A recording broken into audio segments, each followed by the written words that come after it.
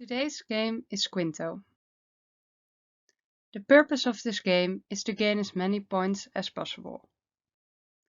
Points are collected through the 3 rows in your playing card and through the columns that contain a pentagon. A penalty is received in case of a failed turn. Every player has his own playing card with a pencil, and there are 3 colored dice in the middle of the table. The aim is to fill the squares in each row with numbers, taking into account that every row should be filled from small to big, and every column can never contain the same number twice. Your turn starts with throwing the dice. You can choose to throw only 1 die, throw 2 dice, or throw all 3 dice. Your choice of dice depends on what you have already filled in on your playing card.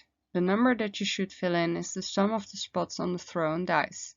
Note, when you choose to only throw 1 or 2 dice, the number can only be filled in the rows with the color of the dice that you have thrown. In case you are not able to or do not want to fill in the number that you threw, you are allowed to throw another time with the same dice. In case you are not able to or do not want to fill this number either, you need to cross a failed turn. After you have selected your throw, the other players are also allowed to use your throw in their own playing card. They are not obliged to, and so they do not need to cross a failed turn in case they do not want to or are not able to use this number. When they want to use your turn, the other players also need to take into account that they can only use the number from the colors of the dice that were thrown. The game is ended when a player has 2 rows entirely filled, or when a player has 4 failed turns.